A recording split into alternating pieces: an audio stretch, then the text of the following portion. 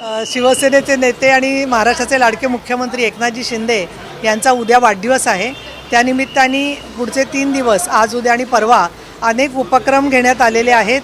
आपल्याला कल्पना आहे ज्येष्ठ नागरिकांसाठी वयश्री ही योजना नुकतीच सरकारने जाहीर केलेली आहे आणि आज आम्ही त्यांना 60 वर्ष पूर्ण होत असल्यामुळे एकनाथजी शिंदे यांना 60 किलो चा मोदक अर्पण केलेला आहे आणि त्याचबरोबर काही 1.25 किलोचे मोदक करून आम्ही त्यांनाही उद्या वर्षावरती भेट देणार आहोत।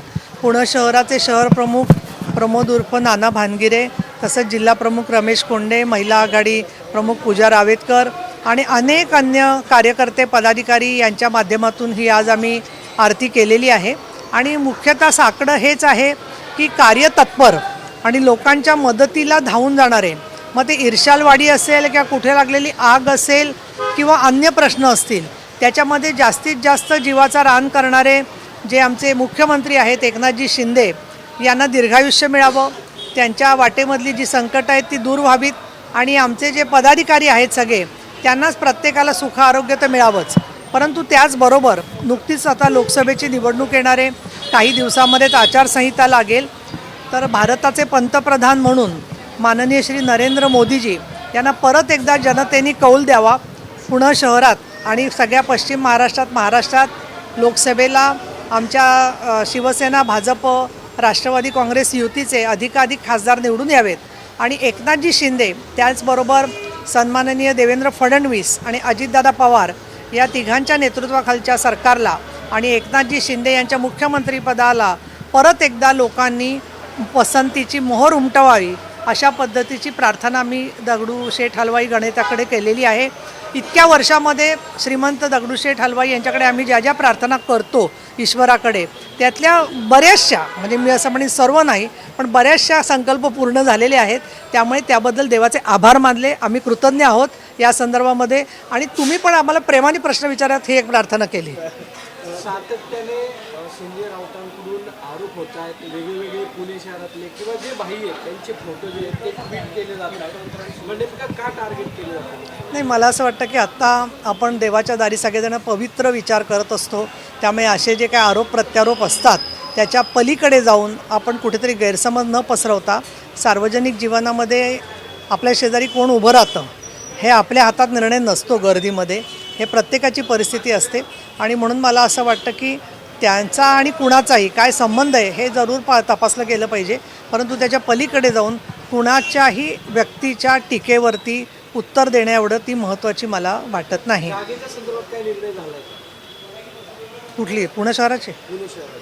त्याबद्दलचा निर्णय झाला तर तुमच्याकडूनच ब्रेकिंग न्यूज आम्हाला कळेल।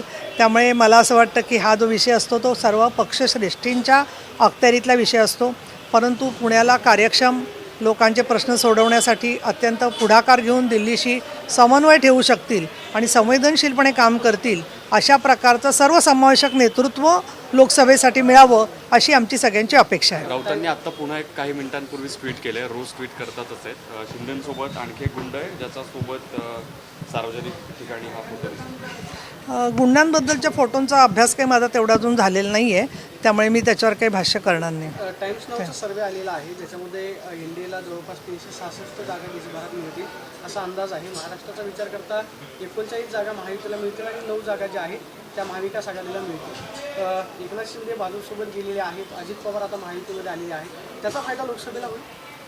मुळामध्ये असं आहे की बेरजेचं राजकारण ज्याला आपण म्हणतो तर 1+1=2 जसे होतात तसं काही वेळेला 1+1=3 सुद्धा होतात। कारण जो मतदार हा काठावर असतो किंवा जो कुणाचा नाही आहे असा मतदार असतो तो कोणाला विजयाची शक्यता आहे, आपलं मत वाया जाणार नाही ना हे पाहत असतो। आणि ज्या ठिकाणी अपयश येणारे किंवा शेवटच्या क्षणी नेतृत्व करणाराच उमेदवार सभात्याग करून द्यायची शक्यता आहे, अशा वेळेला लोक 10 वेळेला विचार करतात की आपण कुणावर विश्वास टाकायचा, हा एक भाग। दुसरं, ज्या प्रकारनी पायाभूत सुविधा महाराष्ट्रामध्ये वेगाने पूर्ण होत आहेत, मी आता नुकतीच जळगाव नाशिक भागात जाऊन आले तर छोट्या छोट्या गावांच्या मध्ये सुद्धा वाहतुकीची व्यवस्था ही सुधारणा होती आहे, रेल्वेजमध्ये सुधारणा होती आहे। जे प्रकल्प जाहीर झाले ते 5 वर्षाच्या आत पूर्ण होतात असं भारतामध्ये क्वचित घडताना दिसत होतं, ते नरेंद्रजी मोदी आणि सरकारने करून दाखवलेलं आहे। आणि त्यामुळे टाइम्स नाऊचा जो तुम्ही पोल म्हणता आहात तर दर 15 दिवसांनी परिस्थिती पालटते आणि त्यामुळे पुढच्या पोलमध्ये अजूनही संख्या आपल्याला वाढलेली दिसेल। परंतु कार्यकर्त्यांनी आत्मसंतुष्ट होऊ नये. आमचा जो मतदार घरामध्ये असेल त्यांनी जास्तीत जास्त मतदानासाठी बाहेर पडावं अशी आमची त्यांच्याकडून अपेक्षा राहील. तरी राज्यामध्ये मराठा विरुद्ध ओबीसी असा आपल्याला वाद पाहायला मिळते की आरक्षणाच्या संदर्भामध्ये राज्य सरकारकडून ज्या घोषणा करण्यात आलेल्या होत्या मनोज जरांगे असं म्हणतात की मी परत एकदा आंदोलनाला बसणार आहे. राज्य सरकारकडून लवकरात लवकर प्रश्न सोडवला जावा किंवा दिवसेंदिवस गावामध्ये वादाची परिस्थिती निर्माण होते. का नेमकं तुम्ही सांगता? नाही, मुळामध्ये गावात वादाची परिस्थिती व्हायचं काही कारण नाही आहे. कारण प्रत्येकाला स्वतःसाठी न्याय मागण्याचा अधिकार आहे. ओबीसी समाज असो, SC असो, ST असो आणि मराठा समाज असो, किंबहुना समाजाच्या प्रत्येकच घटकासाठी शिकण्यासाठी नोकऱ्यांसाठी संधी मिळाल्या पाहिजेत ही त्यांची अपेक्षा योग्यच आहे. मुस्लिम समाजाच्या आरक्षणाबद्दल जो विषय येतो तो संपूर्णपणे केंद्र सरकारच्या अखत्यारीत आहे आणि तो घटनात्मक त्याच्यामध्ये पेच आहे.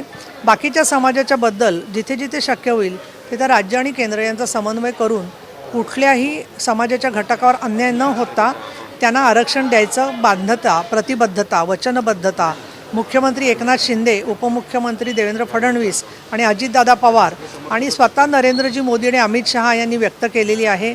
आणि त्यामुळे यातून योग्य तो तोडगा निघेल आणि मनोज जरांगे यांचं समाधान होईल.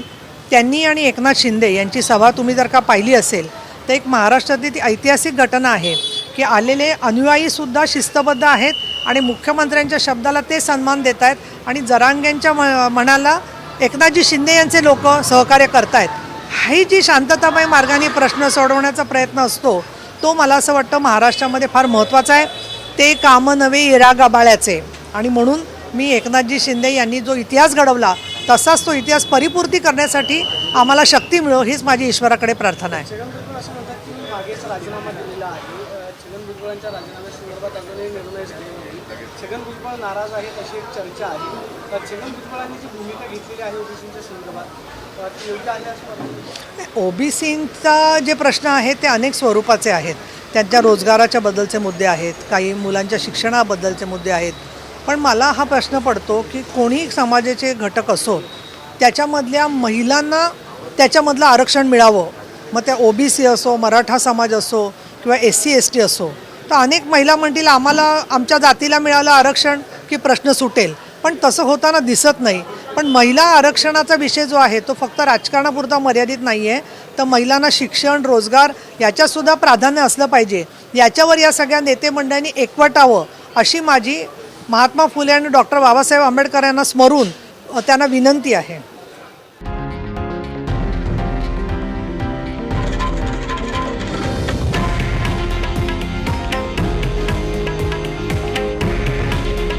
हे आहे देशातील नंबर 1 न्यूज नेटवर्क आणि आपण पाहत आहात TV9 मराठी. काळजी तुमची, हित महाराष्ट्राचं.